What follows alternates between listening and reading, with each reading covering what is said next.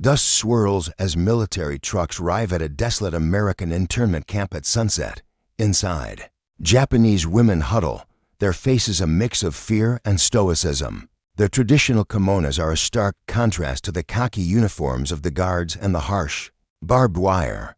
A young woman, Riko, holds the hand of an older woman, Mrs. Tanaka. The vast, alien landscape is a profound shock.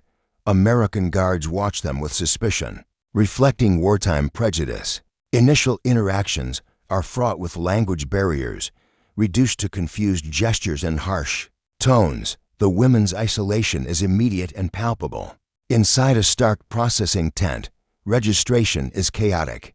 Corporal Jenkins speaks loudly to Mrs. Tanaka, misinterpreting her respectful bow as fear. Another woman, Akiko, tries to ask about belongings, but the language barrier is a solid wall. The soldiers are confused by the women's deferential manners and avoidance of eye contact, seeing it as evasiveness. The process is slow. Women are given thin blankets and ID tags. A tense moment arises when a soldier confiscates a woman's ornamental hair comb. Mistaking it for a weapon, the women panic, highlighting the paranoia on one side and the cultural misunderstanding on the other. The cavernous mess hall smells of unfamiliar American military rations, bland stew, and white bread. The Japanese women are served, their faces registering quiet dismay. Riko hesitantly asks an interpreter for rice, but is refused. The food is a stark contrast to their traditional cuisine. Mrs. Tanaka stoically tries a spoonful, while Akiko makes a small grimace. The communal tables and lack of privacy are another shock. Replacing chopsticks with metal forks further disorients them. This simple act of eating becomes a daily reminder of their displacement and the deep cultural divide. The women are housed in large, open barracks with rows of cramped bunk beds. There is no privacy, a significant cultural affront for women used to distinct personal spaces. They try to hang blankets, but it's futile. Akiko, valuing her independence, finds the constant scrutiny unbearable. When she hangs a small curtain, a guard makes her remove it, citing regulations. The shared latrines and bathing areas are sources of profound embarrassment due to differing norms of modesty. The women endure with quiet resignation, their bonds strengthening in shared adversity. Days settle into a monotonous routine of assigned labor, laundry, mending, cleaning. Mrs. Tanaka works diligently, her movements precise. Riko, a former seamstress, finds purpose in mending uniforms. Akiko struggles with the heavy manual labor, drawing the guards' attention. Strict schedules and constant surveillance are oppressive.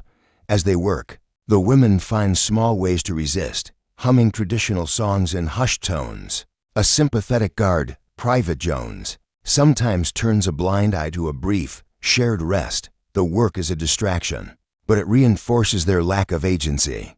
The language barrier is a constant source of frustration. When Captain Davies explains new rules, the interpreter struggles, leaving the women confused. Riko, using broken English, surprises the officers by trying to clarify a point. Other soldiers, like Private Miller, resort to loud commands and exaggerated gestures. In a quiet moment, Riko attempts to ask Corporal Jenkins about mail. The exchange is awkward, but he gently explains it's impossible. It's a small crack in the wall of separation. The women rely on their own nonverbal cues, while a few curious guards try and fail to learn Japanese words. The harsh climate and unfamiliar diet take a toll. The camp's basic infirmary is understaffed. When a young woman falls ill, Dr. Evans, the American doctor, struggles to diagnose her. She is hesitant to describe her symptoms, hampered by modesty and the language barrier.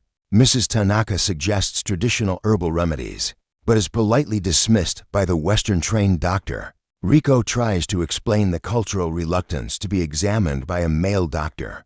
The women's stoic endurance of pain is often misinterpreted, further complicating their care.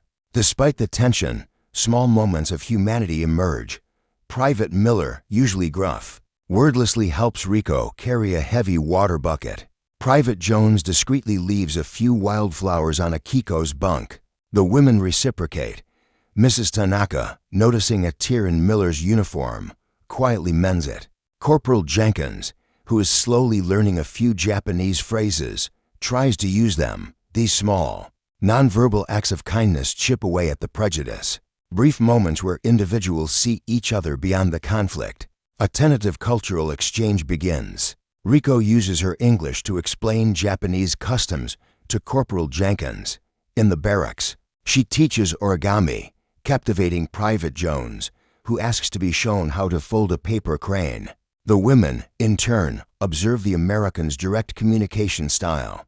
Mrs. Tanaka quietly shows a young soldier a more efficient way to light a fire. These small, informal interactions, born from shared proximity, slowly build a reluctant understanding between individuals on opposing sides. The fragile peace and tentative understanding in the camp are shattered by the arrival of news from the outside world. The camp radio blares reports of fierce battles, and the American guards, who had started to soften, become grim and suspicious. Their faces harden, and the casual, awkward interactions cease. Stricter enforcement of rules returns immediately, and any attempt at conversation is met with a cold stare or a sharp command. The Japanese women, sensing the shift, are filled with renewed fear. Riko tries to glean information, her face etched with worry, but the soldiers are tight-lipped. She attempts to ask Corporal Jenkins, "Is news bad?" But he looks through her, his previous flicker of kindness extinguished. The women huddle together, whispering their anxieties. The radio in the guardhouse, previously just background noise, now becomes a source of dread, its angry tones filtering into their barracks. Hearing a guard mention Pearl Harbor with renewed anger, Akiko defiantly turns her back on him. Her small act of resistance a reminder of the deep-seated grievances. The guard shoves her roughly back in line, a sharp escalation from the more lenient behavior of recent weeks. Mrs. Tanaka, usually composed, clutches a small, worn photograph of her family, her eyes reflecting deep sorrow and fear for their safety. The news reinforces their status as the enemy and reignites the prejudices that had begun to fade. The small acts of kindness vanish as both sides retreat behind the walls of enemy and prisoner. Faced with renewed hostility, the women focus on preserving their culture. In the evenings, they quietly share traditional stories and songs. Riko and Akiko start a makeshift school to teach Japanese, ensuring their language isn't lost. Mrs. Tanaka finds solace in intricate embroidery, using scraps of cloth. They cultivate a small garden of Japanese vegetables, a tangible link to home. When a guard threatens the garden, Akiko stands in his way, her eyes blazing. These are powerful assertions of their identity. Individual acts of resistance emerge.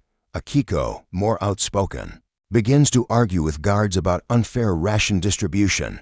Riko, using her English, secretly keeps a journal. Documenting their experience is a dangerous act of preserving their own narrative. In a quiet corner, Mrs. Tanaka uses rudimentary bowls to teach the traditional tea ceremony, creating a space of calm and spiritual connection. These personal acts are not about confrontation, but about maintaining an inner sense of self and dignity in an oppressive environment. Whispers of the war's end fill the camp. The guards seem relieved, and the women feel a cautious hope. Captain Davies formally announces the war is over. The news is met with stunned silence, then quiet sobs. The joy of freedom is mixed with the profound sorrow of what has been lost. Mrs. Tanaka's tears are a mixture of grief and gratitude. Akiko allows herself a small, genuine smile. For a moment, the animosity of war dissipates, replaced by a sense of shared humanity. The camp becomes a processing center for repatriation. The women are given new clothes and information, but their excitement is laced with anxiety. What will they return to in Japan? Are their families alive? Their homes gone? Riko carefully packs her secret journal. Mrs. Tanaka speaks of rebuilding, her voice quiet but determined. The American staff are now more helpful. Corporal Jenkins offers practical advice, and Private Miller even helps carry a woman's belongings. The farewells are bittersweet. The women line up and board the buses. The camp gates are finally open. As they prepare to leave, they look back. Mrs. Tanaka gazes at the small garden they tended. Riko catches Corporal Jenkins's eye, and they share a silent nod of mutual, hard-won respect.